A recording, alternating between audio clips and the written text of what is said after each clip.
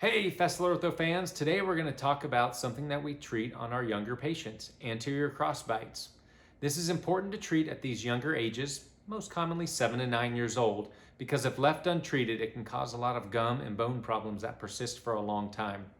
Today I'm going to show you some pictures of a case to help you understand what you're looking for. These first pictures are going to show you what this patient looked like before treatment. You can notice that those front two teeth have erupted behind the bottom teeth. That's what makes it an anterior crossbite. So it can be a single tooth, it can be two teeth like this, or it can be even more. Next slide, I'm going to show you what we call bite ramps. Bite ramps are one of the great ways we can use to take care of this problem. Many times treat it like you can see on this picture with just bite ramps.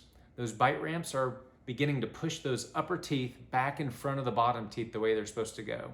But sometimes we'll use these bite ramps along with braces in order to get a better result for that specific patient.